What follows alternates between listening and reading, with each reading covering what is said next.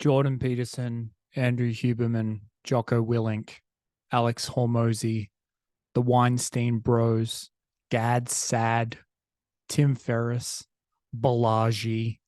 You know these people, the experts in their chosen field, taking time out from their very busy days to impart knowledge to you just out of the goodness of their heart for free, sharing the love, if you will.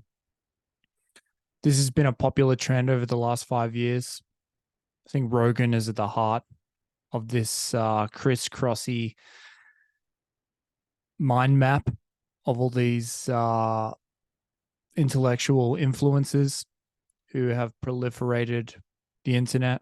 They've embedded themselves into our ear holes and our minds with their shtick. Jordan Peterson's getting you to follow 12 rules, and then, oh yeah, there's another 12 rules in my next book. And Tim Ferriss is trying to help you take the most optimized crap of your life. Breathe in, breathe out, push. Now wipe 8 times. They've all got their little magic tricks they do for us. And what's interesting, the medium is the message, I believe, here, and that initially I didn't really associate these people with the pseudo intellectual experts that were popularized by people like Oprah Winfrey on network television back in the day. Dr. Phil, Dr. Oz, those type of people. Because I guess the medium has changed, right? Those people were wheeled out. They looked like TV people. They were all make-upped up, and they were delivering slick little sales pitches within 5-minute chunks to suit the segment of the show they were appearing on. Whereas with the long form Rogan-esque podcasting, you got to sit down with these people. You got to figure out who they really are. And at least initially, it was very enchanting to be able to sit down and vicariously pick apart all these nuggets of gold that they were dropping on Joey Rogues about how to be the best version of yourself. And over time, I started to realize that these people are not legitimate experts. They're fucking fame whore clowns. Cue red bars breaking glass sound. Been listening to a lot of red bar. But yeah, anyway, I'm just not buying it. I feel like these people are not to be trusted because they've always got something to sell you, right? I think that their background or their body of work or their, I guess, angle in terms of their chosen field is their foot in the door.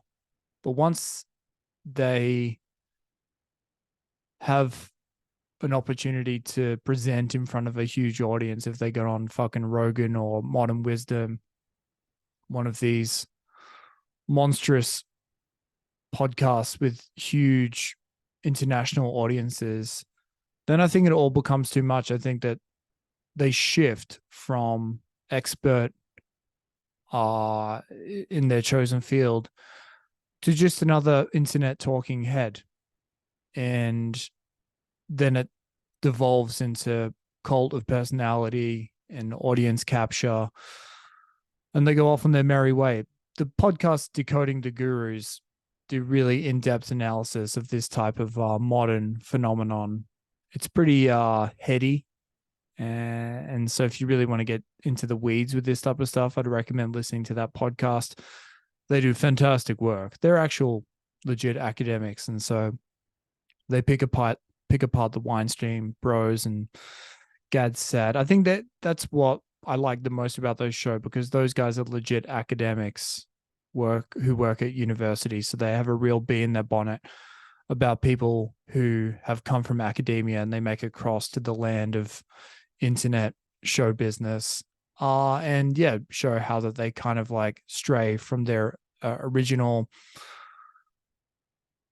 field for clicks and subscribes and Patreon dollars or whatever.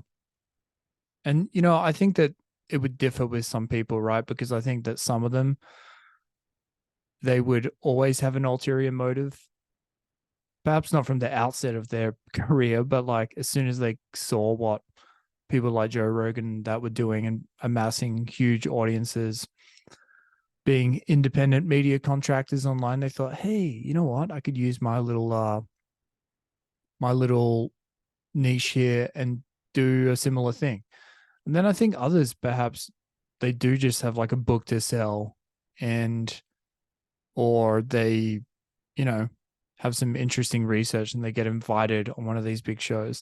And then I think from there they get a case of the old look at me itis, which as someone who's always had a bit of that, uh you were told growing up, or I guess the culture suggested the best way for you to satiate the look at me itis was to become an actor, become a musician, become a writer, become some form of creative, and then yeah, that's how you would do it. That was basically the prescribed option. But now the internet is such a wild west of free expressionism, whereas people can be like, yeah, I'm a doctor, kind of. And yeah, just I'll get like a little social media team and yeah, follow me around. You can live vicariously through me and think you're bettering yourself by cherry picking the information that I cherry pick when I put it together in terms of what my audience will like. So yeah, I kind of don't really necessarily blame some people. Maybe there was always like a burgeoning theater kid within them that needed to get out, and it took getting on Rogan, getting lots of positive feedback from the schmucks on YouTube to proceed and do it. And the other thing I think that I want to make clear here is that there's I kind of agree when people like Sam Harris rail against the sense of anti-intellectualism, anti-institution, anti-institution sentiment that's out there right now. I don't I don't prescribe to that. I think there are legitimate experts and real intellectuals in the world, but they just don't they're not good at podcast. If you get like a real intellectual on a podcast, I was listening to this interview with Robert Sapolsky the other day, the guy who came up with all the research about what is it, cat shit driving you crazy. That's my understanding of it. But anyway, he's like this real researcher guy, and his dog was barking nonstop in the background, and like you could hear the dog's collar rattling and all this stuff, and it was yeah, it was off putting, and it was like yeah, because he doesn't have like a Shure microphone or a Yeti or a perfect setup with a ring light and all that stuff. He's just like doing it on his phone or his laptop in his house, and he's because his main thing is not being a talking head online. So I think that that's my issue here. Is not the fact that these people are yeah, I just think that it's sneaky how they're getting in our brains. It's like if I know your name, you're not an expert, you're a media person, not the other way around. Because yeah, that has become your main thing. The media has become your main thing. And they generally have something to sell you, which is fine. But I think it's kind of like it's a wolf in sheep's clothing type of deal. All the kind of like comedians who've got podcasts, it's a pretty straight up and down hustle. It's like, hey, here's my personality, here's this free content. I'm using the podcast to generate ad revenue and to be an ad for my stand-up circus act when it rolls into town.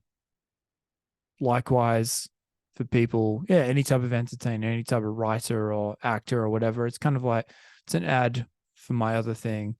Whereas I think the these kind of serious guests on podcasts, present themselves as like, oh, I'm just doing this out of the goodness of my heart. I'm just trying to share knowledge. It's like, no, this is your main thing. You've become a Dr. Oz or a Dr. Phil. There you go. What do you think? Am I right about this? Am I completely wrong? Let a brother know. Catch you on the next one. Bye.